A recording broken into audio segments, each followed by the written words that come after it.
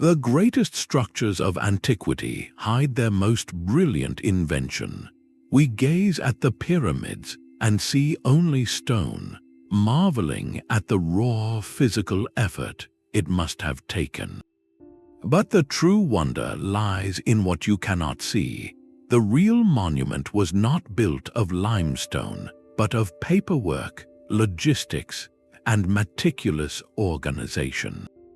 This is the story of the ancient administrative machine, the vast and sophisticated bureaucracy that turned a ruler's impossible dream into enduring stone.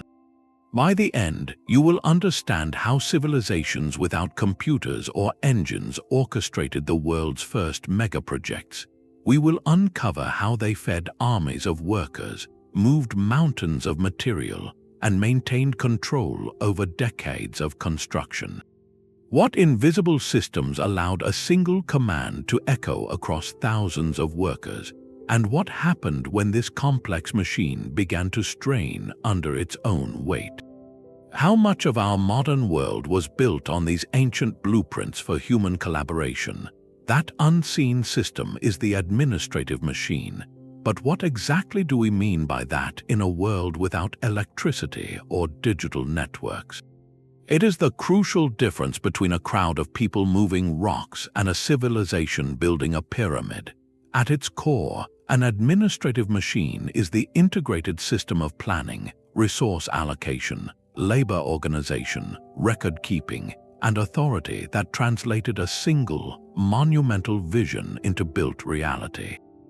Think of the physical construction as the hardware, the stone and timber and tools. The administrative machine is the software, the complex set of instructions and protocols that tells the hardware what to do, when, and how. Without it, you have raw potential, a mountain of limestone and a valley full of people, but no coherent structure emerges. The machine is what orchestrates chaos into order. It begins with a plan, not just a sketch on papyrus, but a detailed sequence of operations. It requires knowing precisely how much food is needed to feed 10,000 workers for a month, where that food will come from, and how it will be transported. It demands a system to allocate housing, tools, and medical care. It needs a method to track the delivery of granite blocks from a quarry hundreds of miles away, and a hierarchy of foremen and scribes to ensure every team knows its daily task.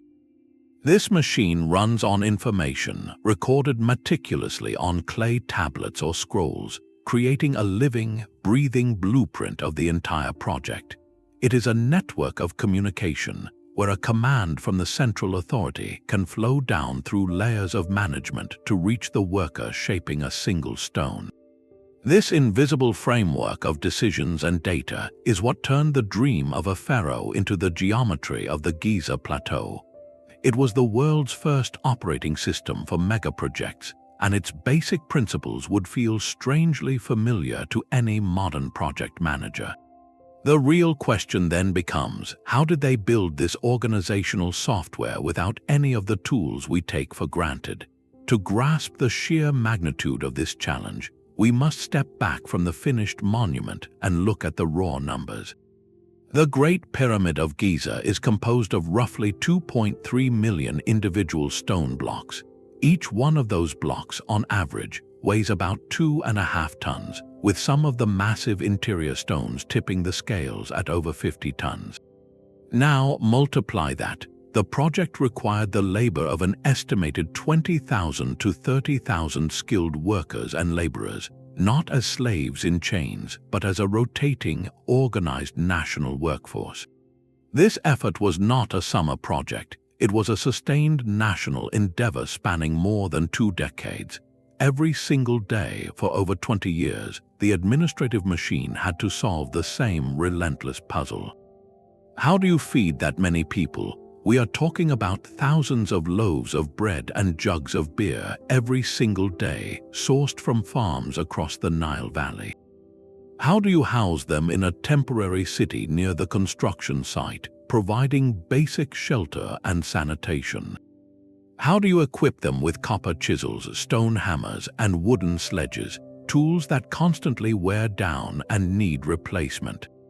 And most critically, how do you coordinate the quarrying, transportation, and precise placement of those millions of blocks? The limestone came from nearby, but the elegant white casing stones and the granite for the inner chambers were shipped from quarries hundreds of miles up the Nile. This means managing a constant, synchronized flow of heavy cargo on the river, a fleet of boats, teams of oxen, and gangs of workers on the banks, all timed so that materials arrived precisely when and where they were needed at the growing pyramid. This was not one big problem, it was 10,000 interconnected small ones. A single delay in the granite shipment from Aswan could bottleneck the entire construction schedule for the king's chamber. A shortage of bread in the workers' village could lead to a halt in labor, a day of lost progress.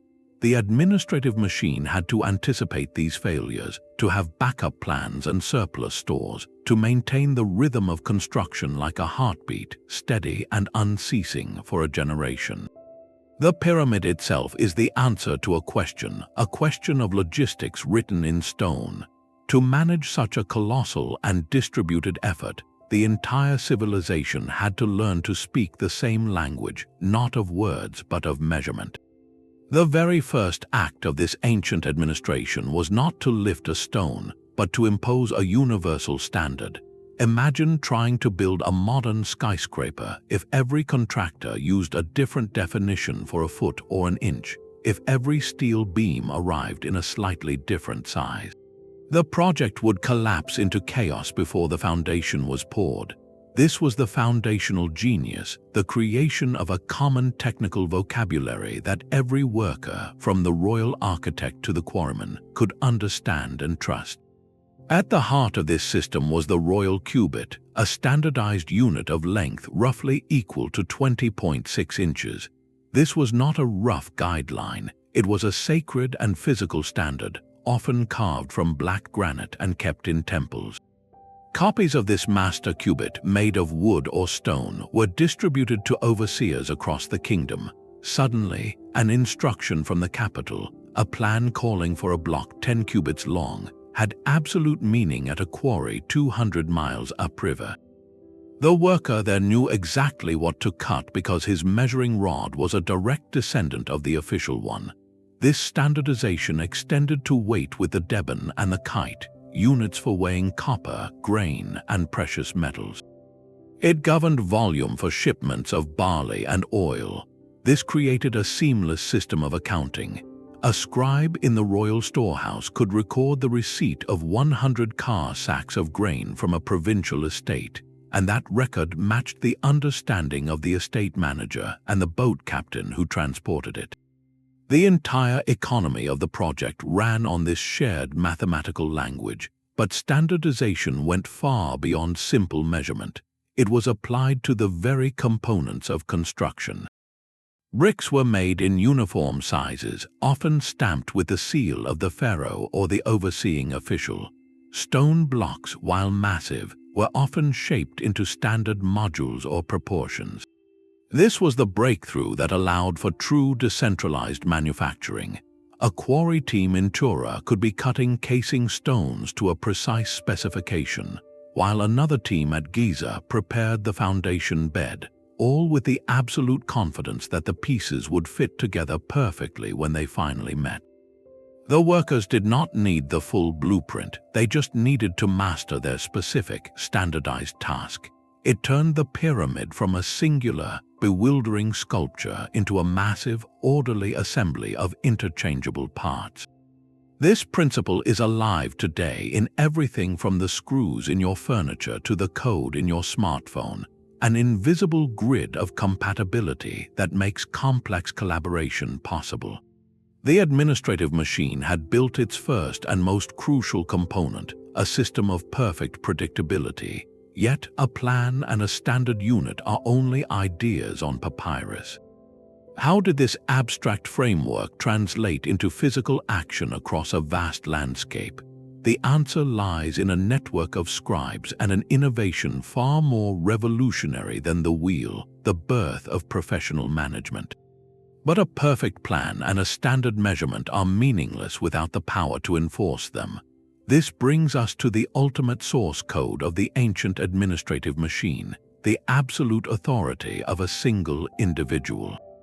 In Egypt, it was the pharaoh, not merely a king but a living god. His word was not a suggestion, it was a divine decree, the manifest will of the cosmos made flesh. This belief was not a peripheral detail, it was the very fuel that powered the entire logistical engine. The pyramid was not a tomb in the simple sense, it was a machine for resurrection, a celestial launchpad to ensure the god-king's eternal journey, and by extension, the continued order and prosperity of Egypt itself. Every block laid was an act of religious devotion, a collective prayer in stone for the stability of the world. This divine mandate solved the most profound human problem of a megaproject: motivation. Why would tens of thousands of people leave their homes and families for years of backbreaking labor? The answer was woven into the fabric of their reality. By building for the pharaoh, they were building for the gods, for the annual flood of the Nile, for the harvest, for the very cycle of life and death. Their sweat and toil were a sacred duty, a national service that guaranteed Ma'at, the fundamental order of the universe, would be maintained. This belief system transformed coercion into willing participation, or at least accepted necessity. The pharaoh, as the ultimate project sponsor, commanded not just the labor but the entire economy. His authority allowed for the radical redistribution of resources on a scale unimaginable in a decentralized society. Through his network of viziers and nomarchs, he could decree that the surplus grain from 100 villages be sent to the pyramid city. He could conscript skilled craftsmen from across the land, organizing them into rotating crews known as files. He could dispatch royal expeditions to distant lands for rare materials like cedar from Lebanon or turquoise from the Sinai, all under the banner of fulfilling a divine purpose. The administrative edicts were stamped with his royal seal, carrying the weight of heaven. This centralized authority created a clear, unambiguous chain of command. An architect's plan derived its power from the pharaoh's approval. An overseer's order to a work gang carried the implied authority of the god-king himself.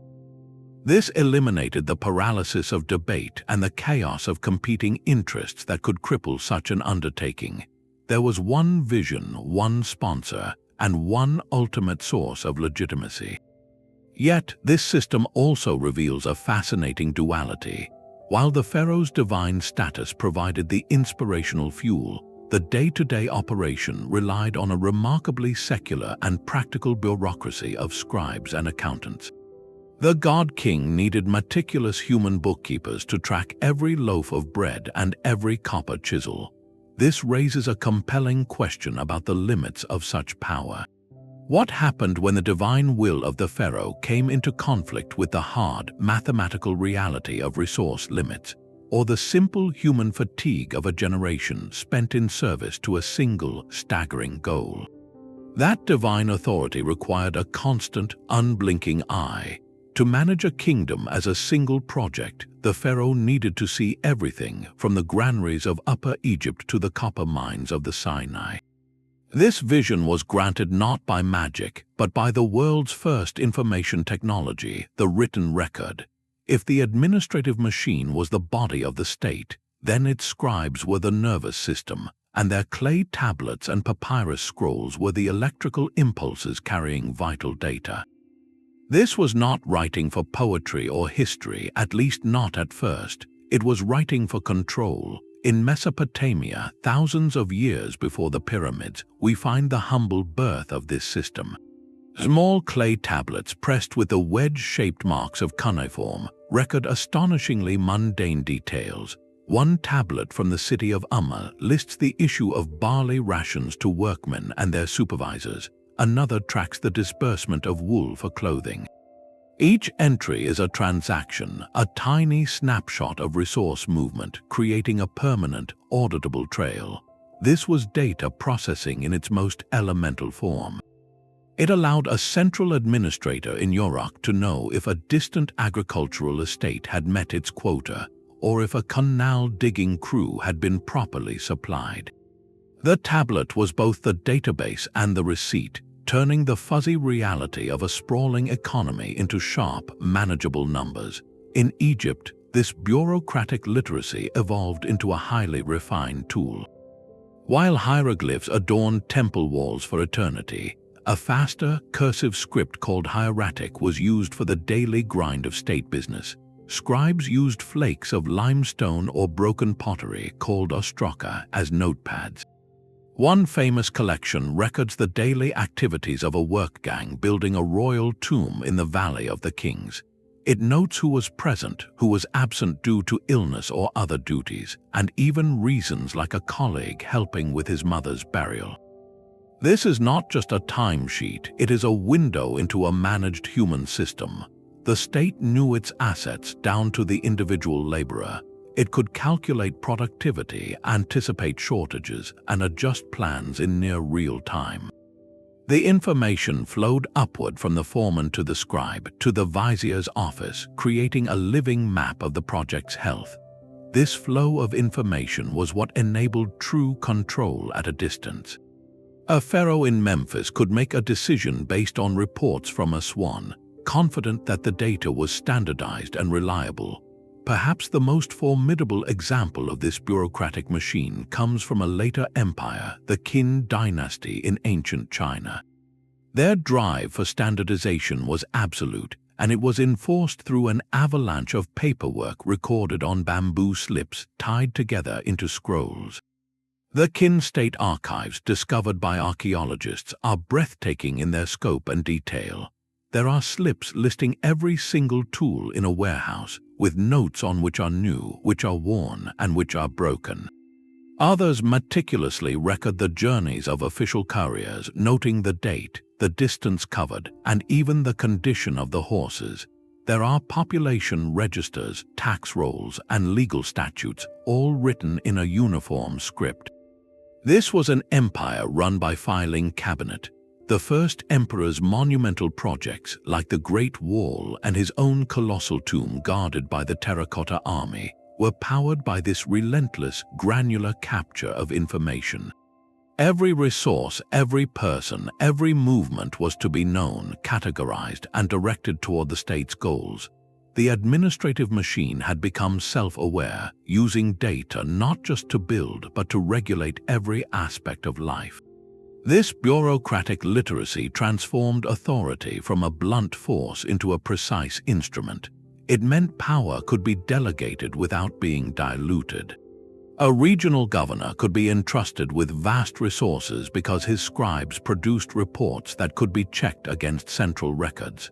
It created accountability, or at least the illusion of it, in a system too large for any one person to directly oversee.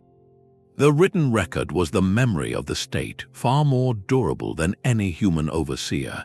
It allowed plans to span generations for a project started by one pharaoh to be completed by his successor, because the instructions and the accounting survived. Yet this very strength contained a hidden tension. This nervous system of scribes and tablets created a new class of power, the literate manager whose skill was indispensable. What happened when the goals of the god king collided with the practical limits documented by his own accountants, or with the growing influence of the bureaucratic class that kept his dreams alive? The machine was learning, and with that knowledge came new forms of complexity and potential conflict. A divine decree and a mountain of paperwork are powerful, but they cannot move a single 2-ton block of limestone. The true test of the administrative machine was not in its planning, but in its physical execution, in its mastery of the ancient world's most complex puzzle, logistics. This was the lifeblood of any megaproject, a constant, pulsing flow of material and nourishment that had to be sustained for decades. Every stone in the Great Pyramid began its journey deep within the earth. Quarrying was the first logistical hurdle. Teams of workers, using nothing more than wooden wedges, stone hammers, and copper chisels, would carefully isolate a block along natural fracture lines. But the administration did not leave this to chance. Quarries were organized like outdoor factories. Scribes at the site recorded output, marking blocks with symbols denoting their work gang or destination. The standardized royal Cubit ensured every block met specification before it ever left the ground. Once freed, the real challenge began: transportation.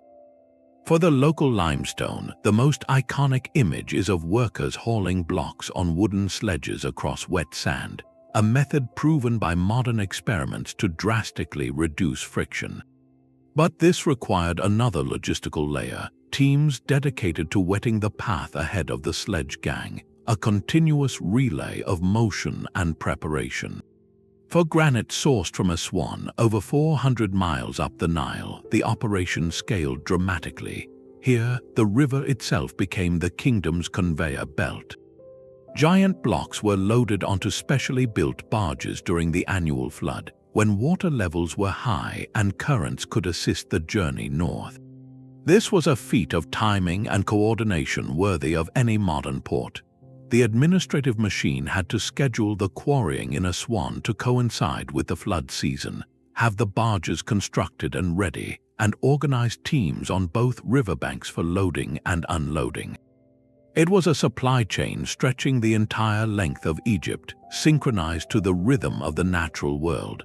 To support this flow, a network of way stations and supply depots sprung up along key routes. These were the ancient equivalents of truck stops and warehouses, places where barge crews could rest and resupply, and where materials could be stored if a delay occurred further down the line. This system of distributed stockpiles was a buffer against uncertainty, ensuring that a storm on the river or a problem at the main site would not bring the entire project to a grinding halt. Yet, the most demanding logistical operation of all was not for stone, but for flesh and blood. Feeding the workforce at Giza was a mega-project running in parallel to the pyramid's construction. Estimates suggest the workers' city required enough grain to bake many thousands of loaves of bread each day, alongside vast quantities of beer, fish, and vegetables. This demand triggered a secondary administrative revolution in the Egyptian countryside. Farms across the Nile delta and valley were organized into a vast, state-directed breadbasket. Their surplus harvest was not sold at a local market, but collected as a form of tax in kind, shipped to central granaries, and then redistributed to the pyramid site. Scribes tracked every shipment, balancing ledgers that connected a farmer's field to a worker's meal. Bakeries and breweries within the workers' city were industrial in scale, with rows of clay ovens and vats operating around the clock. This was not just about calories, it was about morale and stability. A well-fed workforce was a productive and less restive one. The administration was effectively managing two colossal, interdependent systems, one of geology and one of agriculture, weaving them together through a web of calculated movements and stored reserves. The silent, unmoving pyramid we see today is the result of a universe in motion, a symphony of sledges, barges, and breadbaskets conducted by an invisible hand. But moving mountains of stone and grain required more than schedules and depots. It required the precise coordination of thousands of individuals, each with a specific role to play in the grand design. The silent stones of Giza hold another secret, one about the hands that placed them. For generations, a powerful image has dominated our imagination, that of endless lines of enslaved people, driven by the lash to build a tomb for a tyrant. Modern archaeology has dismantled this myth entirely, revealing a far more sophisticated and revealing truth. The workforce was not a monolithic mass of slaves, but a carefully organized engine of diverse labor, a complex societal machine with many different kinds of human cogs, each serving a specific, managed purpose. At the foundation was the system of corvée labor, a form of rotating national service that was a duty and often a point of pride for Egyptian citizens. Think of it not as slavery, but as a mandatory civic project, like a draft for construction instead of warfare. Farmers, during the inundation season when their fields were underwater, would be conscripted for a period of several months. They provided the brute muscle for hauling stones and moving earth, working in organized gangs with names like the Friends of Khufu or the Drunkards of Menkora, suggesting a team spirit, even a competitive camaraderie. This was temporary public service, after which they returned to their villages. Alongside them worked a permanent, highly skilled workforce, the true artisans of the project. These were stonemasons, carpenters, metalworkers, and painters, often housed with their families in the purpose-built workers' towns near the construction sites. Excavations at Giza have revealed bakeries, breweries, medical facilities, and even evidence of care for injuries, painting a picture of a valued professional community, not a prison camp. Their labor was a career, a craft passed down through generations, and they were compensated with rations of food, oil, cloth, and sometimes even plots of land. Then there was the logistical might of the military. Conscripted soldiers, accustomed to discipline and coordinated movement, were perfectly suited for the large-scale transport operations, guarding supply caravans and managing the labor gangs themselves. Their presence provided a backbone of order and security for the entire sprawling operation. Finally, the entire system was fed by the seasonal rhythm of agriculture. When the floodwaters receded and farmers returned to their fields, the state's administrative machine shifted focus, using its network of granaries and scribes to collect and redistribute the harvest, ensuring the permanent workforce and the next wave of corvée laborers would be fed. This entire human ecosystem was managed through a clear hierarchy. At the top sat the Vizier, the Pharaoh's chief administrator. Below him were overseers of specific domains, like the overseer of all the king's works. Then came the scribes, the accountants of human effort, who recorded daily attendance, rations issued, and work completed. On the ground, foremen led individual gangs of 20 or so workers, translating the grand plan into daily, achievable tasks. This structure created a direct line of communication and accountability, from the god-king's vision down to the man shaping a single block. It was a system that recognized different levels of skill, commitment, and temporality, weaving them all into a single productive force. The pyramid, then, stands not as a monument to oppression, but to organized collaboration on a civilizational scale. It reveals a society capable of mobilizing its entire population, from farmer to soldier to artisan, in a shared, generational undertaking. But such an intricate human machine, one that balanced the lives of thousands for decades, could not have run on goodwill alone. It required a constant, reliable fuel, a system of motivation and compensation that kept the entire endeavor from stalling. The evidence for this vast human machine is etched not in the grand pyramids, but in the dust at their feet. Just beyond the Giza plateau, archaeologists uncovered a city buried in the sand, a place called Heit el-Ghurab, which translates to the Wall of the Crow. This was not a random slum, but a meticulously planned, state-run project camp, a fossilized snapshot of the administrative machine in its living, breathing reality. The settlement's layout is a masterclass in organized efficiency. Long, narrow galleries arranged in neat blocks served as barracks for the rotating corvée labor crews. These were not dungeons but orderly dormitories providing basic, standardized shelter for the temporary workforce. Nearby, separate clusters of larger, more comfortable houses were discovered, complete with courtyards and private spaces.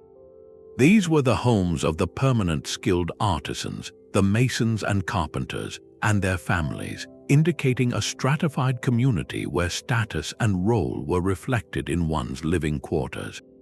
The infrastructure supporting this temporary city reveals an astonishing level of foresight. Industrial-scale bakeries have been found, with rows of clay ovens capable of producing thousands of loaves of bread daily. Vast vats for brewing beer, a staple of the Egyptian diet and a safer source of hydration than Nile water, show production on an almost factory level. But perhaps most telling are the discoveries in what appears to be a medical facility. Skeletal remains found here show signs of sophisticated treatment, including set bones and evidence of surgical procedures like trepanation. This was not merely first aid, it was a state-sponsored healthcare system designed to maintain the workforce's productivity, a practical investment in human capital. The administrative grip on this entire operation is confirmed by small, mundane objects, clay seal impressions. These seals, stamped onto jar stoppers and door latches, bore the names of officials or pharaohs, marking state property and controlling access to storerooms. They are the ancient equivalent of barcodes and security badges, a physical manifestation of the bureaucracy's reach into every sack of grain and every room in the complex. Heit el-Ghurab was a semi-urban ecosystem built from scratch, a total environment designed to sustain the pyramid's construction. It had its own administrators, its own police, its own food and water supply chains, all operating under the same standardized systems that govern the quarrying and placement of stone. This city proves the pyramid was not just a construction site, it was a sustained social experiment, a managed society with a single, clear purpose. Every loaf of bread baked, every injury treated, every seal stamped was a calculated transaction within the machine, ensuring that the human engine powering the dream never faltered. But what happened when the dream was achieved, when the final capstone was set and the divine pharaoh was sealed within? The administrative machine did not simply shut down. It turned its formidable capabilities toward new, even more audacious goals, expanding the reach of the state itself. The city of workers was a marvel of logistics, but every complex machine requires a central processor, a single point where all information converges and all commands originate. In the Egyptian state, that role was embodied by one man, the Vizier. He was not just a minister or an advisor. He was the living, breathing executive of the administrative machine, the project manager for the entire civilization. Ancient texts like the Duties of the Vizier, inscribed in the tomb of Rekhmire, provide us with a stunningly detailed job description, a managerial blueprint for running a Bronze Age superpower. His first and most daunting responsibility was the mobilization of human capital. The Vizier did not merely issue a call for workers, he orchestrated a national census of labor. Through his network of regional governors and scribes, he maintained lists of skilled artisans, of farmers available for corvée duty during the inundation, and of soldiers who could be assigned to transport and security. He decided how many men from each district would be summoned, for how long, and what trades they would practice. This was human resource management on a scale unseen before, turning the population itself into a categorized, deployable asset. His authority extended equally over the kingdom's material wealth. The Vizier personally oversaw the royal treasury and the vast network of state granaries and storehouses. He authorized the requisition of every commodity needed for a mega-project, from the cedar logs shipped from Lebanon to the copper ingots from Sinai mines, and the millions of sacks of grain from the Nile's farms. A scribe in a distant quarry could not release a block of granite for the pyramid without paperwork that ultimately traced back to the Vizier's office. He balanced the ledgers of the entire nation, ensuring that the colossal consumption at a building site did not bankrupt the state or trigger famine elsewhere. His day, according to the texts, was a relentless parade of audiences and reports. Local officials would arrive to present their accounts, to request supplies, or to deliver tribute. The Vizier would listen, adjudicate disputes, and issue his directives, all while seated before the 40 leather scrolls that contained the law of the land. He was the Chief Justice, the Secretary of the Treasury, and the Secretary of Labor, all fused into one office. Most critically, he served as the sole conduit between the divine pharaoh and the grinding reality of the project. The pharaoh provided the vision, the sacred purpose. The vizier translated that vision into actionable plans and hard numbers. He was the shield that protected the god-king from the mundane frustrations of supply shortages or labor disputes, and he was the voice that carried the king's will down through every layer of the bureaucracy. In modern terms, the pharaoh was the visionary founder and chairman of the board. The vizier was the chief executive officer, the operational genius who made the impossible happen, day after day for decades. His existence proves that these ancient societies had discovered a profound truth, that the coordination of human effort on a grand scale requires not just authority, but specialized professional management. Yet the Egyptian model, for all its sophistication, was a machine built for a single, supreme purpose. It proved that a civilization could marshal its entire being toward one monumental goal.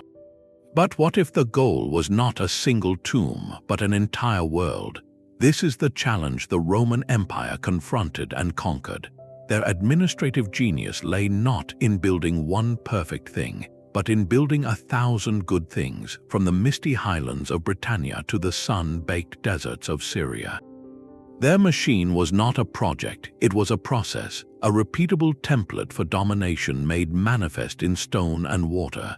The ultimate expression of this was their vast network of roads and aqueducts, the arteries and veins of an empire. While Egypt's bureaucracy managed a workforce, Rome's managed a professional army that doubled as the world's most formidable engineering corps. The legions were more than fighters, they were surveyors, masons, and logisticians. After securing a territory, their first task was often to build. They would lay out a military camp with geometric precision, a temporary city of straight roads and fortified walls. This camp became the blueprint for a permanent town, and the roads that connected it became the lifelines of commerce and control. This meant that infrastructure and conquest were not separate phases, but a single, continuous action. The army carried the administrative machine within its own disciplined ranks, deploying it directly onto newly claimed land. The true brilliance, however, was in the standardization of the designs themselves. A Roman aqueduct was not a unique work of art each time. It was a system built from a kit of parts. Engineers followed established manuals that detailed precise gradients, arch spans, and cement formulas. They used a standardized unit of measurement, the Roman foot, and tools like the groma for surveying straight lines and right angles over vast distances. This meant an engineer from Gaul could be sent to North Africa and immediately understand how to build a bridge or a tunnel, because the principles were universal. The famous Roman concrete, a mix of lime, volcanic ash, and rubble, was a technological secret weapon that hardened even underwater, allowing them to construct harbors, piers, and the massive foundations that kept aqueducts steady for centuries. This technical standardization was mirrored by an administrative one. The empire was divided into provinces, each governed by a magistrate or proconsul who reported directly to the Senate and later the emperor. These governors were responsible for implementing the central will, which included building and maintaining infrastructure, but they did not fund it from scratch. Here lies the engine of the Roman machine, its empire-wide system of taxation and census. Every few years, a meticulous census would assess the population and wealth of a province. Based on this data, Rome imposed taxes, often collected in grain, precious metals, or raw materials. This constant flow of wealth from the provinces to the center was then redirected back out as pay for the legions and, crucially, as capital for public works. A governor would use these funds to contract projects, often employing the very legions stationed in his territory as the workforce. This created a self-reinforcing loop. Roads built by the army made it easier to move troops to quell unrest and to transport tax goods back to Rome. aqueducts fed growing cities, which became centers of Roman culture and commerce, increasing their taxable wealth. The infrastructure itself was both a tool of control and a product of the wealth it helped secure. It was a scalable, exportable model. Whether in the form of Hadrian's Wall snaking across Britain or the Pont du Gard aqueduct striding over a French river valley, the message was the same. Rome was here, its logic was embedded in the landscape, and its machine could make the desert bloom and the mountain pass. They had moved from building monuments to building systems, creating a template for empire that was, above all else, repeatable. But a repeatable system is only as strong as its weakest link of communication. With work sites scattered across continents, from a quarry in Egypt to a fortress wall in Germania, how did a command from the center reach the edge of the world before it was forgotten or distorted? The administrative machine's nervous system was its communication network, a web of messengers, documents, and trusted agents designed to overcome the tyranny of distance. In Rome, this took the form of the cursus publicus, the imperial postal service. This was not for delivering letters from home. It was the state's dedicated information highway. Relay stations were established along major roads, each stocked with fresh horses and dedicated couriers. An urgent dispatch from the emperor could travel up to 50 miles a day, moving from rider to rider in a non-stop sprint. This system turned weeks of uncertain travel into a predictable, scheduled flow of data, allowing the capital to react to frontier rebellions or natural disasters with a speed that stunned Rome's adversaries. Yet the message itself had to be as reliable as its delivery. This is where standardized written orders became the lifeblood of distributed control. A Roman governor would not send a vague plea for more stone. He would issue a formal, written requisition. This document would specify the exact type and quantity of material, the required dimensions using the Roman foot, the delivery location, and a timeline. It would be copied, with one copy traveling with the supply convoy and another kept on file. This created an unbroken chain of accountability. When the stone arrived at the bridge construction site, the local engineer, the architectus, could check the shipment against the written order. Any discrepancy could be traced back through the system. This reliance on paperwork transformed management. The architectus himself was a new kind of professional, a trained middle manager who embodied both technical skill and administrative authority. He was not a theoretical designer working from a distant office, but a hands-on supervisor who could read complex plans, calculate stresses, manage a multi-skilled workforce, and, crucially, file detailed progress reports. He was the human node where the central plan met local reality, empowered to make on-the-spot decisions within the framework of his orders. His expertise allowed the machine to function without constant micromanagement from Rome. Centuries earlier and continents away, the Egyptians solved the same problem with a powerful blend of the practical and the symbolic. Yes, they used couriers and papyrus dispatches carried on swift riverboats. But they also understood that to align the hearts and minds of thousands of workers spread across the Nile Valley, you needed more than a memo, you needed a shared story. This is where the Pharaoh's ceremonial foundation rituals came into play. Before a single stone was cut for a new temple or pyramid, an elaborate ceremony would be held. The pharaoh or his highest priest would enact a sacred drama, stretching cords to mark the building's axis, aligning it with the stars and dedicating the ground to the gods. This event was not a private affair. It was a spectacle witnessed by priests, nobles, and importantly, the chief overseers and scribes who would manage the project. These men did not just receive a technical blueprint, they participated in a moment of divine creation. They carried the spiritual charge of that ceremony back to their distant work sites. When a quarry foreman in Aswan told his men they were cutting granite for the god king's eternal house, he was not repeating a corporate mission statement. he was invoking a shared, sacred experience that they had all, in a sense, witnessed through their leaders. The ritual created a unified intent, a cultural resonance that ensured a worker in a far-off quarry felt connected to the grand purpose, not just to his isolated task. It was psychological infrastructure as vital as any road. Together, these methods, the relentless Roman courier, the meticulous written order, the expert architectus, and the unifying Egyptian ritual, formed a multi-layered solution to the ultimate managerial nightmare. They ensured that a single will could propagate across thousands of square miles, that 10,000 individuals could act in concert, not because they were constantly watched, but because they were all reading from the same page, both literally and spiritually. The machine had learned to think at a distance, yet, for all this coordination, these projects were not sterile exercises in efficiency. They were human endeavors that left behind a profoundly personal signature, one that allows us to hear the voices of the workers themselves, not through official decrees, but through the marks they left on the very stones they moved.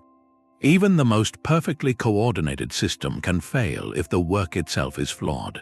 A single cracked block, a poorly mixed batch of mortar, or a wall built a few inches out of true could doom an entire project, wasting years of labor and mountains of material. The administrative machine's final, non-negotiable layer was quality control, a system of inspection and accountability that ensured every component, from the smallest brick to the largest arch, met the exacting standards set by the central plan. This was not about trust, it was about verifiable proof. In the quarries of Aswan, where Egypt's finest granite was cut, and in the limestone beds near Giza, workers did more than just shape stone.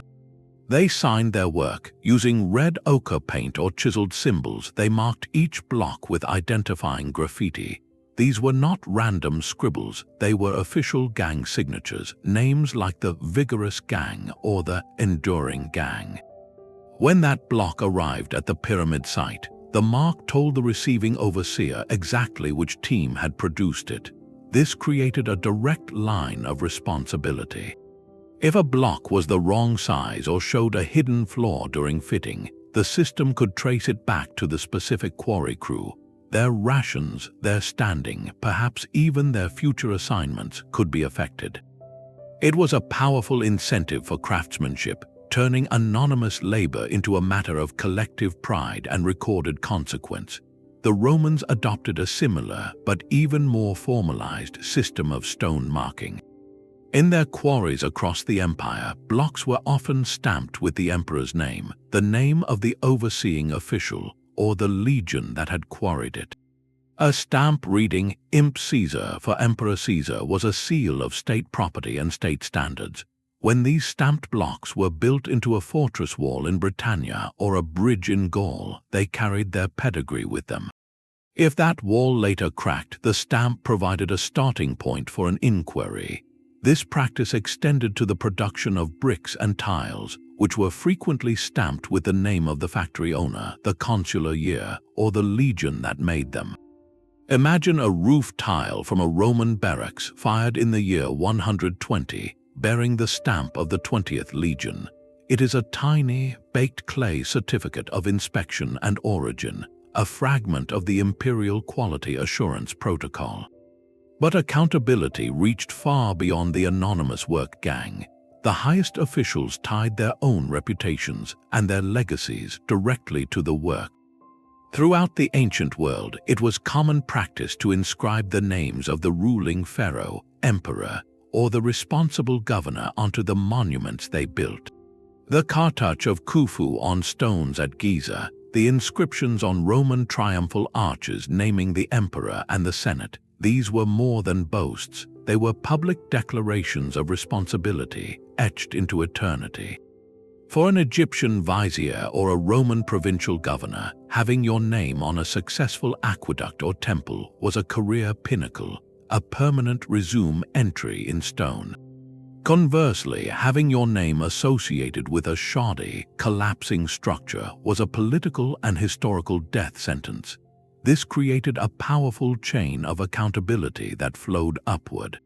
The work gang was accountable to the foreman to the scribe to the overseer to the vizier, and the vizier's reputation was forever linked to the pharaoh's eternal house. Every layer of the bureaucracy had a vested interest in catching errors early, because failure would reflect badly on every link in the chain. This system turned quality from an abstract ideal into a tangible, traceable, and personal obligation. It meant the administrative machine could delegate the physical work with confidence, because it had built a feedback loop of inspection and consequence that reached from the quarry floor to the halls of power. The stones themselves became the final and most durable audit report. Yet, for all its brilliant design, even the most robust machine faces its ultimate test not in theory, but in the messy, unpredictable reality of a project stretching across decades. What happened when the plan met a problem no one had foreseen, when the flawless system encountered a flaw in the world itself?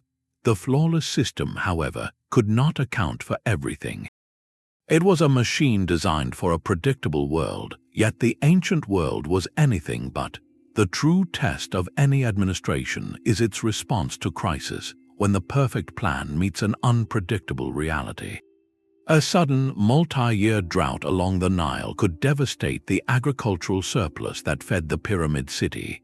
An outbreak of illness, even a common one, could sweep through the densely packed workers' settlement, decimating the skilled workforce. Political instability following a pharaoh's death could disrupt the flow of authority and funding. These were not mere inconveniences, they were existential threats to a decades-long project. The administrative machine's resilience was tested in these moments. Its distributed network of granaries, the buffer stocks it maintained, were its first line of defense against famine. Its medical facilities and records of worker health were an early form of crisis management. Perhaps most critically, the machine's very structure allowed for adaptation. A vizier receiving reports of a quarry landslide blocking a key granite shipment could issue new orders to redirect labor, to tap alternative quarries, or to temporarily shift focus to a different part of the construction. The written records allowed for this recalculation, this dynamic reshuffling of resources. The machine had to be intelligent, not just rigid. It had to absorb shocks without shattering. This reveals the ultimate purpose of all that bureaucracy, all those stamps and seals and scrolls. It was not about control for its own sake. It was about creating a system resilient enough to turn a generation-spanning dream into a permanent fact, against all the chaos the world could muster. Yet, the most profound evolution of this administrative logic did not occur along the Nile, but along the Yellow River, where a ruler sought not just to build a monument, but to rebuild reality itself into a single, efficient machine. His name was Qin Shi Huang, the first emperor of China, and his project was the entire civilization. His ambition was breathtakingly simple and utterly revolutionary. He did not want to construct a single pyramid. He wanted to construct a perfectly governable state.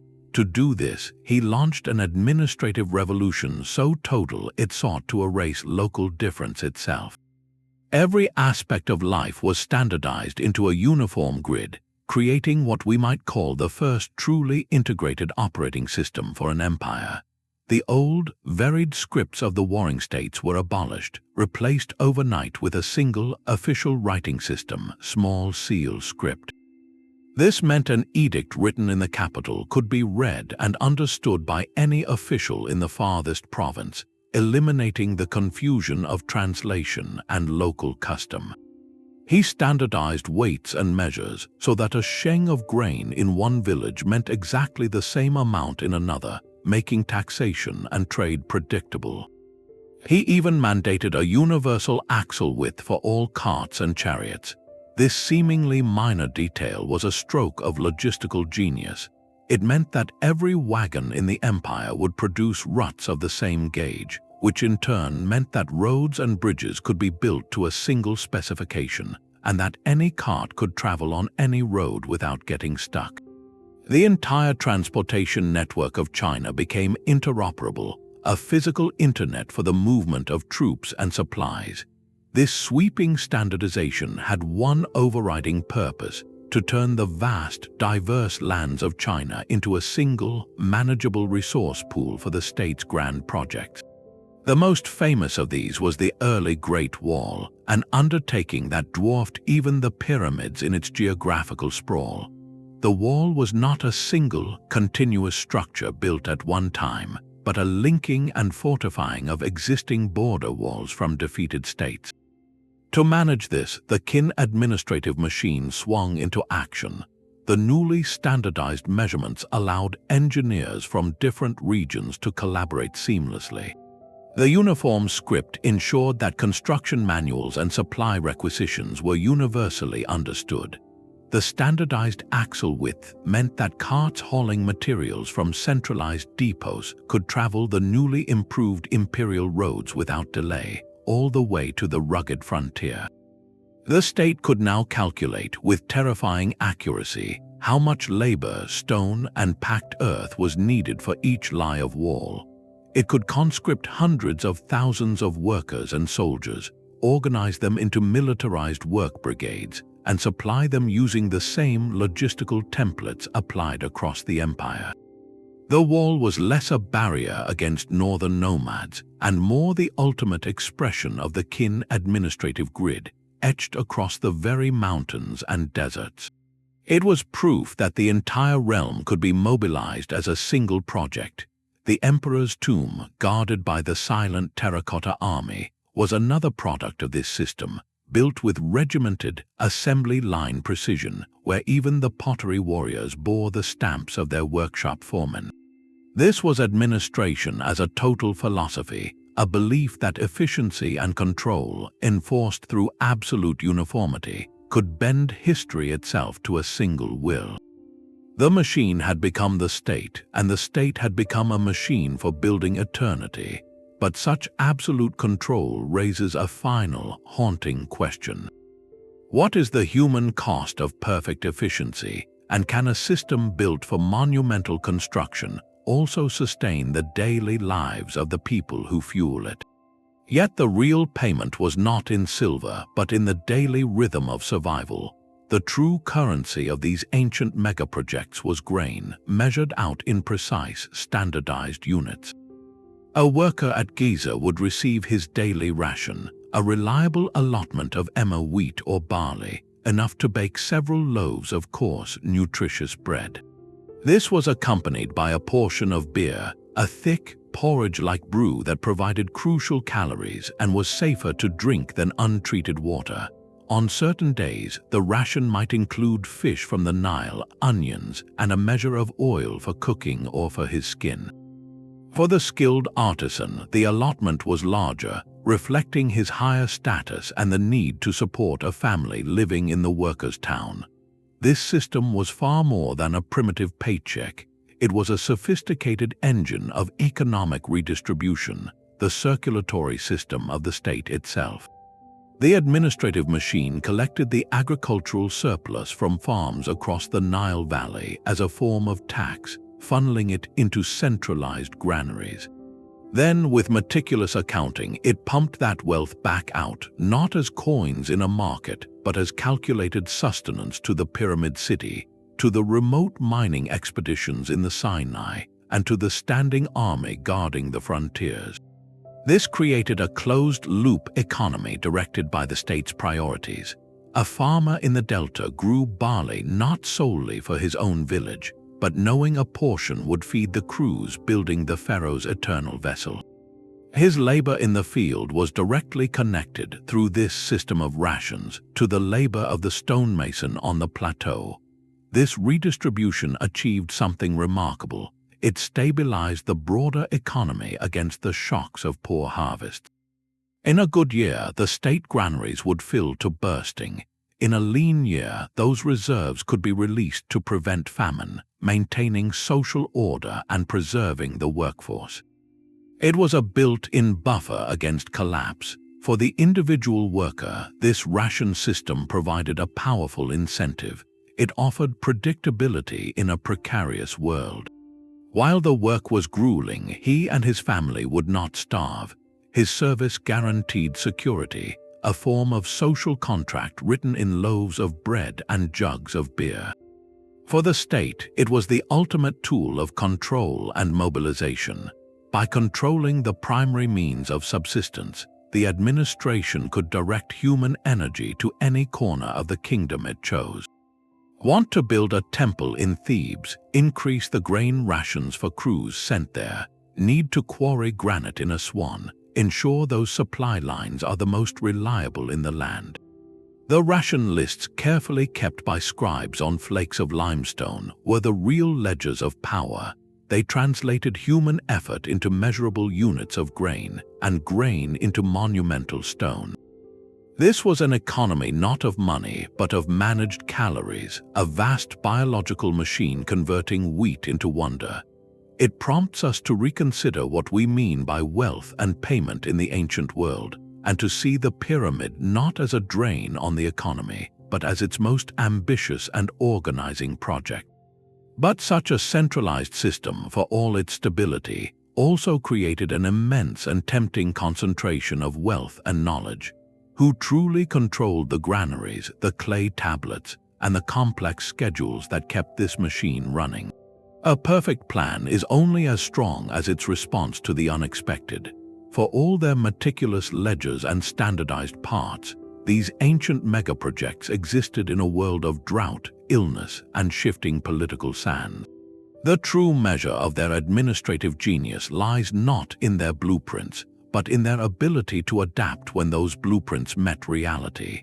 Consider the simple, devastating threat of a low Nile flood. The river's annual inundation was the clockwork of Egyptian life, watering crops and floating barges laden with stone. A series of weak floods would cripple agriculture, starving the workforce, and halt the riverine transport of granite from Aswan. The administrative machine's response reveals its depth of planning. It did not rely on a single source or a just-in-time supply chain. Archaeologists have found evidence of massive state granaries at key sites, like those at the Ramesseum in Thebes, capable of holding enough grain to feed thousands for years. These were not just storage facilities, they were strategic reserves, a buffer against famine that could keep a project alive through several lean years. Similarly, the logistics network had built-in redundancy. If the primary quarry at Chura for fine limestone faced a collapse or labor dispute, scribe records indicate the administration could swiftly pivot to secondary sites, their surveyors having already mapped and assessed alternative sources. The workforce itself was fluid.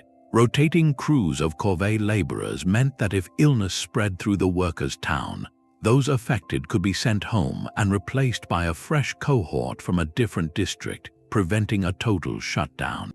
This capacity for recalculation is etched into the monuments themselves. Look closely at the Great Pyramid, and you will find subtle changes in the interior passageways, angles that shift from the original plan. Egyptologists interpret these not as errors, but as mid-construction corrections. Perhaps the builders encountered an unforeseen geological flaw in the bedrock, a hidden fissure that threatened the structure's integrity. The royal architects and their scribes would have convened, recalculated the load-bearing mathematics using their cubit rods and angle tables, and issued revised orders to the work gangs. The grand design flexed, but it did not break. This adaptive intelligence reached its peak in the Roman world, where engineering was an exercise in anticipating failure. When building an aqueduct, Roman engineers didn't just plot a straight line from spring to city. They conducted exhaustive surveys, and their designs included sophisticated safety features. Settling tanks along the route allowed silt to drop out, preventing blockages. Access shafts were built at regular intervals so maintenance crews could descend and clear debris without dismantling the entire channel. Most tellingly, they often built in overflow channels and alternative water sources. If one spring failed or became contaminated, the system could be reconfigured to draw from another, ensuring the city's water never fully stopped. This was crisis management baked into the architecture. The administrative machine's resilience came from its distributed intelligence and its deep reserves, both material and cognitive. It understood that a 20-year project would face 20 years of problems, so it planned not for a single perfect path, but for a landscape of possibilities. The silent stones we admire today are not the result of an unchanging decree, but of a living system that learned, adapted, and persevered. It makes you wonder what other adjustments are hidden in plain sight, the subtle scars of ancient problem-solving that allowed these wonders to rise against all odds. But even the most resilient machine has its breaking point. For all their brilliance, these ancient administrative systems were not immune to the very human frailties they sought to manage. The same bureaucracies that enabled miracles of construction could also become entangled in their own complexity, breeding inefficiency, opening doors to corruption, and placing a staggering burden on the societies they were meant to serve. Consider the sheer weight of the paperwork itself. As projects grew in scale and duration, the administrative apparatus needed to manage them had to grow as well. More scribes, more overseers, more layers of approval. This expansion could lead to a kind of bureaucratic inertia, where the process of recording and checking began to slow the work it was designed to facilitate. A simple request for more copper chisels might need to pass through a dozen hands, each requiring a seal or a notation before the tools ever reached the quarry. The machine, designed for speed and precision, could become sluggish under its own weight. More dangerously, this complex web of resource allocation presented constant opportunities for personal gain. A provincial governor tasked with collecting grain for the state granaries might skim a portion for his own estate. A foreman in charge of distributing daily rations could withhold some to sell on a black market. The clay tablets and stamped seals, tools of control, could be forged or manipulated. Corruption was not just a moral failing, it was a systemic leak, diverting the vital energy of the project away from the monument and into private pockets. This siphoning of resources created a double strain. It meant less material reached the worksite, and it eroded the trust and morale of the workforce who saw their rations shrink or their efforts exploited. The economic toll of these mega-projects was immense and continuous. While the ration system redistributed wealth, it also concentrated it in a single, non-productive endeavor for generations. The grain fed to workers was grain not traded to stimulate a broader market economy. The skilled artisans building a pyramid were not building homes, ships, or tools for their local communities. The state's entire productive capacity was funneled toward a symbolic goal. For a time, this could be sustained by a strong ruler and bountiful harvests. But it created a fragile equilibrium. A series of poor floods, a political crisis, or simply the exhaustion of a society after decades of focused effort could tip the balance. Some historians theorize that the magnificent pyramids of the Old Kingdom in Egypt may have contributed to its eventual decline. The theory suggests that the colossal expenditure of labor and treasure over successive reigns slowly drained the kingdom's resilience. When a major climatic shift brought prolonged drought to the region, the overextended state, with its economy and administration so tightly bound to monumental works, may have lacked the flexibility to adapt. The very machine that built eternity might have left the kingdom vulnerable to the changing realities of the present. This is not to say the projects caused collapse, but rather that they existed in a delicate balance with the overall health of the civilization. The administrative machine was a powerful tool, but it was not a perpetual motion device.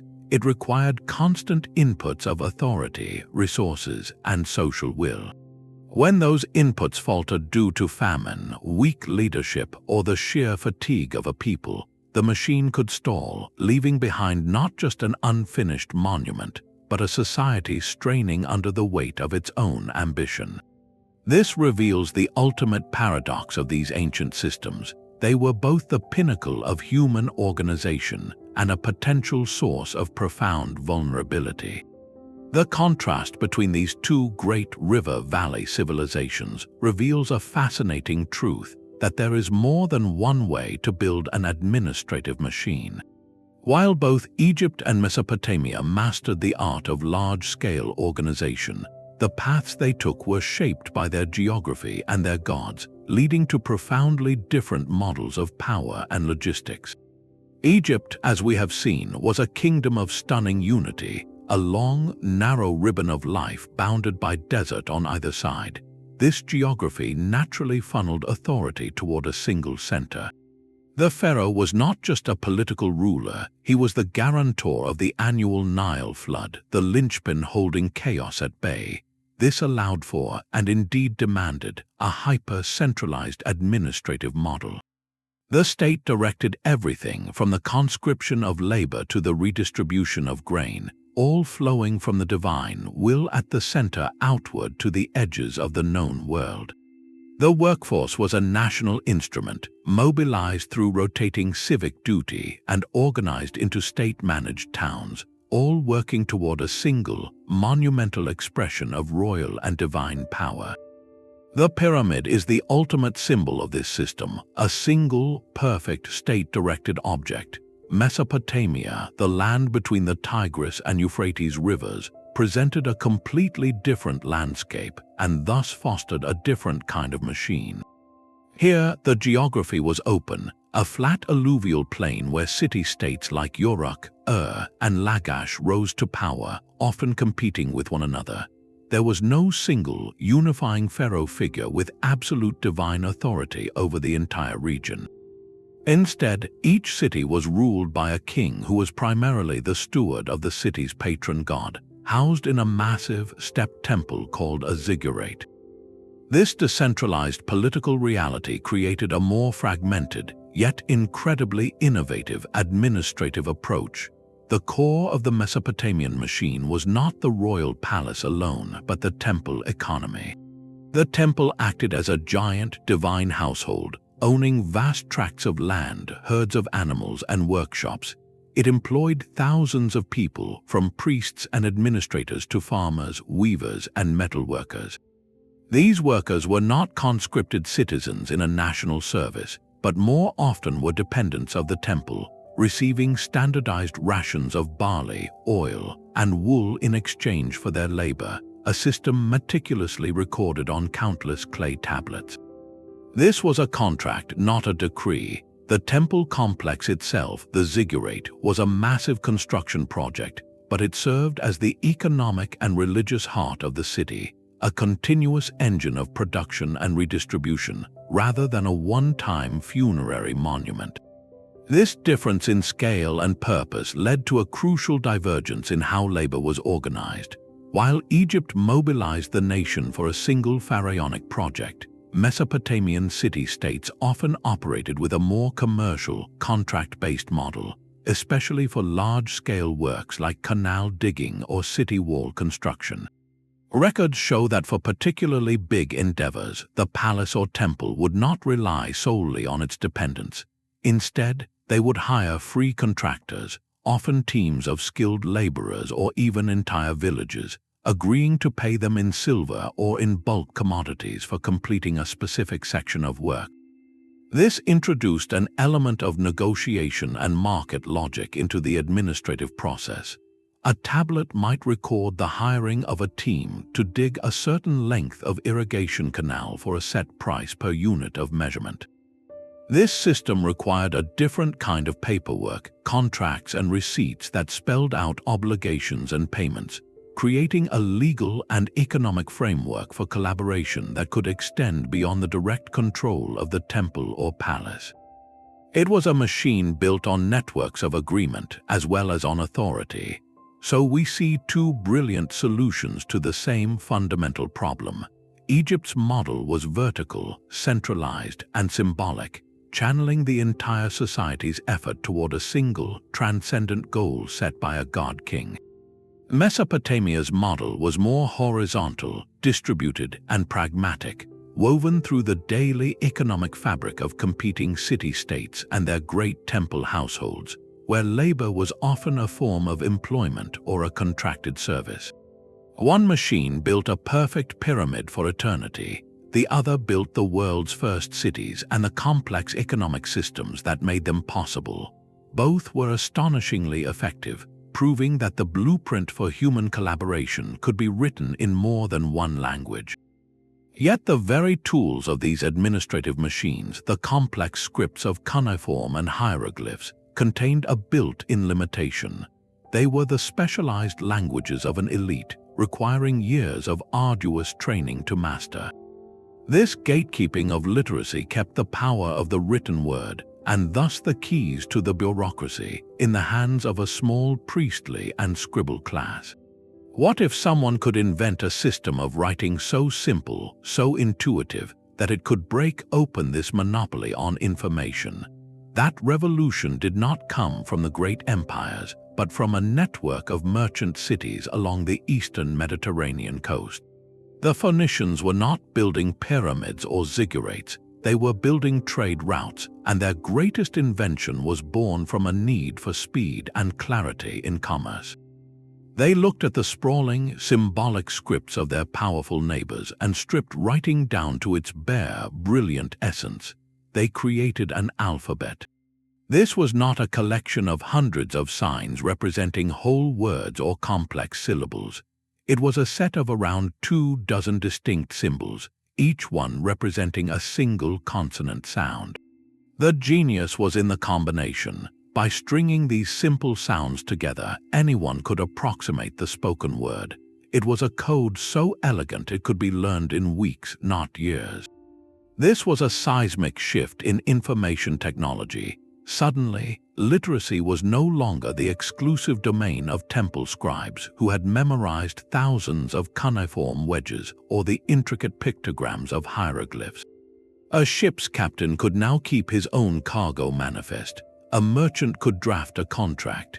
A local garrison commander could write a report without relying on a highly trained scribe attached to his unit. The alphabet democratized the written word, expanding the pool of potential administrators exponentially. For an empire like Rome, which would later adopt and adapt a Greek version of this Phoenician system, the implications were transformative. The Roman administrative machine ran on paperwork, from tax rolls to military dispatches to legal decrees. The Latin alphabet, with its straightforward letters, meant that literacy could be cultivated among a much broader segment of society, particularly within the vast Roman army. Common soldiers, centurions, and quartermasters could all be taught to read and write basic Latin. This allowed for a deeper, more granular level of record-keeping and command. Instructions could be written clearly and copied quickly, with far less risk of error than with a more cumbersome script. The famous Roman passion for road signs, milestone inscriptions, and public decrees posted in the Forum was made possible by this accessible writing system. It turned the entire empire into a readable text. Communication speed increased dramatically. A message composed in simple alphabetic letters could be written down faster and understood by more people along its courier route than a missive in a complex figurative script. This accelerated the feedback loop between the center and the periphery, making the administrative machine more responsive. The bureaucracy could grow larger and more complex because the tool for managing it, the alphabet, was inherently scalable and teachable. It refined the machine's nervous system, allowing for more intricate systems of law, finance, and logistics to be recorded, transmitted, and enforced. The silent stones of the pyramids were a testament to what a highly centralized, elite-run bureaucracy could achieve. The bustling, literate ports of the Roman Mediterranean, humming with trade and governed by written law, showed what a more accessible, alphabet-powered administration could build, a different kind of monument, one built not of stone, but of contracts, constitutions, and connections that spanned a continent. The alphabet made information fluid, but what if your empire existed where such scripts seemed impossible? High in the Andes Mountains, the Inca confronted a logistical nightmare that would have paralyzed lesser societies. They ruled the largest empire in the pre-Columbian Americas, a vertical realm of jagged peaks, deep valleys, and extreme climates stretching over 2,000 miles. Yet they achieved this without two technologies considered fundamental to every other ancient administrative machine: the wheel for transport and a full phonetic writing system for records. Their solution was not a weaker version of the old models, but a radical reinvention of the machine itself, built on a language of knots, human labor, and absolute geographic control. The Inca road system stands as their masterpiece of administrative will. Imagine a highway network built across some of the most treacherous terrain on Earth, with stone-paved paths clinging to cliff faces, suspension bridges woven from grass fiber spanning roaring gorges, and staircases carved directly into mountain rock. This was not for wheeled carts, which were useless here, but for the movement of two things: the imperial army and information, both carried on foot.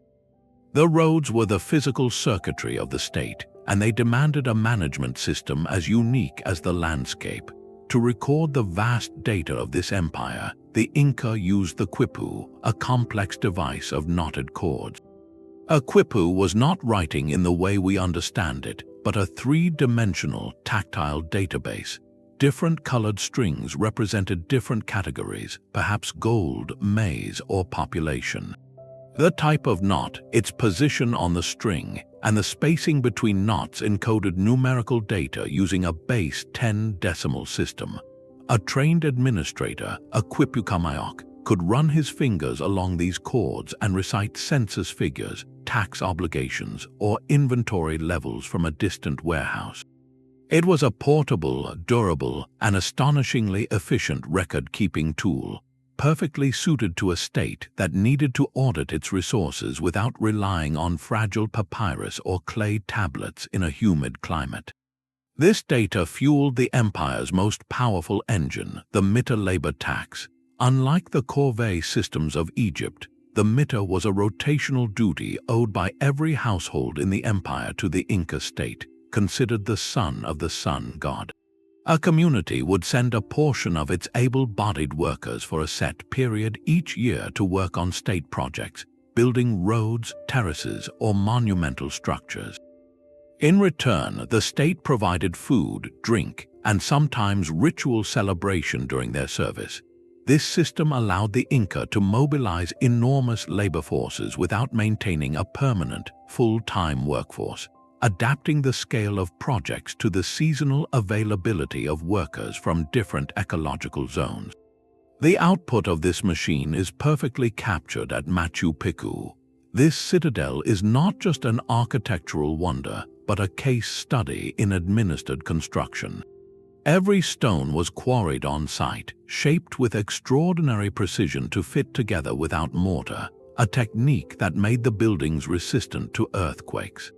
The layout itself reflects administrative planning with distinct agricultural, residential, and ceremonial sectors. Most tellingly, its very location, perched on a remote ridge between two peaks, speaks to the power of the Inca road system and the logistical reach of the state. Getting thousands of workers and all their supplies to that site, and then building it with such perfection, was a feat of pure administrative coordination, directed from the capital at Cusco through runners using the royal road and recorded on the knotted strings of the quipu. The Inca machine proves that the core principles of administration, standardization, resource allocation, and hierarchical control are not dependent on any specific technology like the wheel or the alphabet. They can be expressed in stone stairways and knotted cords, as long as the human system behind them is coherent, motivated, and absolute. Their empire was a monument to what a civilization can build when it learns to think in terms of flows, of manpower and data, moving in rhythm along the vertiginous paths of necessity. That intricate network of knots and mountain roads was not lost to history. it was merely translated. The administrative machines of antiquity did not vanish when their empires fell, they evolved. The principles baked into those stone blocks and clay tablets, the very logic of organizing thousands toward a single complex goal, became the silent foundation of our modern world. We no longer build pyramids for pharaohs, but we construct skyscrapers, launch spacecraft, and coordinate global supply chains using a managerial language first spoken along the Nile and the Euphrates. The legacy of these ancient systems is not just in the ruins they left behind, but in the invisible frameworks we use every day to build our own future. Take the concept of standardization, the royal Cubit of ancient Egypt. That insistence on a universal measurement was the seed of modern modular construction and industrial manufacturing. Today, when an architect in New York designs a building using steel beams of a specific grade and dimension, they rely on the same principle. They trust that a factory in another state will produce those beams to an exact, agreed-upon standard, that the bolts will fit the pre-drilled holes, and that the construction crew will understand the plans drawn to a common scale. Our entire global economy of interchangeable parts, from USB ports to shipping containers, is a grandchild of that ancient drive to turn unique craftsmanship into predictable, repeatable components. The pharaoh's stamp on a brick has become the ISO certification on a microchip. Look at the daily labor logs from the Valley of the Kings, the ostraca recording who was present, absent, or ill. These were the primordial timesheets, the first attempts to track productivity and resource allocation in near real time. Fast forward to the modern project manager's desk, illuminated by the glow of a Gantt chart on a computer screen. That chart, with its cascading bars and dependency lines, is the direct descendant of those scribal records. It visualizes the same fundamental questions: who is doing what, when, and what needs to happen next. The ancient overseer allocating a gang of 20 workers to clear a ramp for 10 days was performing a crude form of critical path analysis, identifying the sequence of tasks that could not be delayed without holding up the entire project. Our sophisticated software simply automates and visualizes calculations those scribes did with tally marks and intuition. Perhaps the most direct lineage runs from the Vizier's chamber to the corner office of a contemporary project director. The duties of the Vizier reads like a strikingly modern job description for a chief operating officer or a senior program manager. His core responsibilities: mobilizing human capital, managing a vast budget, maintaining clear lines of communication, and serving as the crucial link between visionary leadership and on-the-ground execution, are identical. The Vizier balanced the divine vision of the pharaoh with the hard mathematics of grain supplies and copper quotas. Today's project manager balances the strategic vision of a company's board with the finite realities of budget, timeline, and human resources. Both roles require the same triad of skills: technical understanding to grasp the project's scope, administrative prowess to manage its details, and interpersonal acuity to lead and motivate the team. The Vizier faced the risk of a quarry landslide. The modern manager faces a supply chain disruption or a software bug, but the essential function of adaptive problem solving within a structured system remains unchanged. Even the ancient response to crisis finds its echo in modern risk management protocols. The Egyptian practice of maintaining strategic grain reserves against drought is mirrored in today's concept of buffer stocks and redundancy in supply chains. The Roman engineering of overflow channels in their aqueducts is paralleled by our design of fail-safes and backup systems in everything from data centers to electrical grids. These were not just practical fixes, they were institutionalized wisdom, the understanding that a complex system must be designed to absorb shocks. This continuity reveals a profound truth about human endeavor. The pyramids and the internet, the Great Wall and the International Space Station, are all products of the same fundamental human invention, not the lever or the wheel, but the administrative machine. Our tools have transformed beyond recognition, from papyrus scrolls to cloud servers, from runners on royal roads to instantaneous digital communication. Yet the core challenge and the core solution have persisted for millennia. How do we coordinate the specialized labor of countless individuals across time and space to achieve something greater than any one person could build alone? The ancient world wrote the first draft of that operating manual in stone and clay. We are still writing new chapters in code and collaborative software, but we are speaking a language they invented. The ghost of the Vizier is in every successful project launch, a reminder that before we can alter the landscape, we must first master the art of organizing ourselves. These silent stones and buried cities do not speak for themselves. The story of the ancient administrative machine is not written in grand inscriptions on temple walls, but painstakingly reconstructed by modern archaeologists, one fragment at a time. This is a form of detective work where the clues are not fingerprints but the mundane debris of daily life, the forgotten paperwork of a civilization's greatest endeavor. To understand how we know what we know, we must look away from the soaring pyramid and into the dust at its feet. The most direct testimony comes from the ancient clerks themselves, the scribes. Across the desert near the Valley of the Kings, archaeologists have unearthed piles of limestone flakes and broken pottery called ostraca. These were the notepads of the ancient world, used for quick memos, drafts, and daily logs.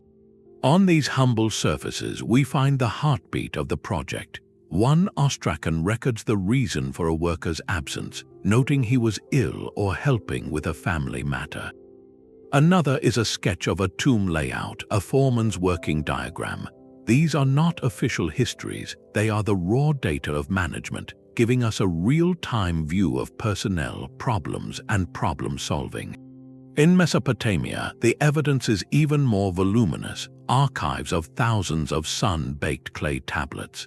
These are the filing cabinets of the temple economy, recording everything from the issue of wool rations to weavers to the delivery of 48 sheep for a festival. One tablet might be a receipt, another a contract for digging a canal. By reading these, we can trace the flow of materials and labor with astonishing precision, reconstructing the entire economic engine that powered the city-state. Visual evidence adds another layer. The walls of Egyptian tombs, especially those of high officials like the Vizier Rikmaya, are not just scenes of the afterlife. They are detailed depictions of the officials' duties. We see paintings of scribes counting cattle, of overseers directing gangs of laborers stacking bricks, of craftsmen polishing furniture. These are idealized, to be sure, but they provide a priceless visual glossary of the roles, tools, and hierarchies that made up the administrative machine. They show us the human faces of the system, from the stern vizier receiving reports to the focused artisan at his bench. The very ground reveals the machine's blueprint. The excavation of workers' settlements like Heit el-Ghurab at Giza is a revelation in urban planning. The neat, repetitive rows of barracks speak to a standardized mass housing solution. The centralized, industrial-scale bakeries and breweries point to a state-run ration system operating with factory-like efficiency. The layout of the town itself, with distinct zones for dormitories, officials' houses, and workshops, maps the social hierarchy of the project directly onto the landscape. We can walk the streets of this administrative diagram made real. Even the stones themselves bear witness. The quarry marks in red ochre, the chiseled symbols naming the vigorous gang, are more than graffiti. They are quality control tags, a system of accountability frozen in time. The precise, repetitive tool marks on millions of blocks tell a story of standardized technique, of workers trained to produce identical components. And sometimes the most telling clues are found in the trash. Ancient refuse piles, called middens, are treasure troves for archaeologists. By sifting through these layers of discarded bones, broken pottery, and ash, scientists can reconstruct the diet of the workers. The types of fish bones, the cuts of meat, the ratio of bread to beer, all reveal the scale and consistency of the state ration system. A sudden change in the diet, a decline in quality or quantity, could signal an administrative failure, a drought, or political turmoil. One midden might show a community eating well on state-supplied beef, while another, from a later period, might show a reliance on smaller, wild-caught fish, hinting at a breakdown in the centralized supply chain. Each piece of evidence, from a scribbled ostracan to a fish bone, is a single pixel. Archaeology's great task is to assemble these millions of pixels into a coherent picture. It requires the patience to piece together broken pottery, the linguistic skill to decipher ancient shorthand, and the analytical mind to see the patterns in scattered seeds and animal bones. This detective work slowly brings the machine back to life, not as a theoretical concept, but as a living, breathing, and often messy human system. It transforms our understanding from awe at a monument to respect for the meticulous, day-by-day effort that made it possible. We begin to see the pyramid not as a sudden miracle, but as the final product of 1,000,000 recorded decisions, a mountain of paperwork made literal. Despite this wealth of evidence, significant shadows remain on the blueprint. For all our detective work, key aspects of these ancient administrative machines are still hotly debated by scholars, reminding us that the past never surrenders all its secrets at once. Take the Great Pyramid's workforce, the very engine of the project. While we know it was not built by slaves, the exact numbers and organization are a puzzle. Estimates range from a permanent crew of 20,000 to a rotating force of over 100,000 when seasonal laborers are included. The scale of the workers' city at Heit el-Ghurab suggests a massive, permanent settlement, but did it house everyone at once, or was it an administrative hub for constantly shifting teams? The answer changes our understanding of the machine's daily rhythm and its total draw on Egyptian society. Was it a continuous, humming factory, or a pulsating system that swelled and contracted with the Nile's flood? Similarly, the function of the Inca quipu is a tantalizing mystery. We know it recorded numerical data with incredible sophistication, but could it also encode narrative, history, or laws? Some researchers point to colonial accounts suggesting certain knot masters could recount complex stories from their cords, implying a form of three-dimensional writing we have yet to fully crack.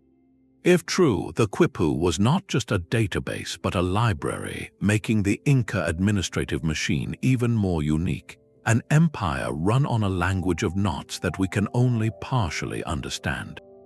The debate over labor in the Roman world also persists, particularly regarding massive projects like the Colosseum.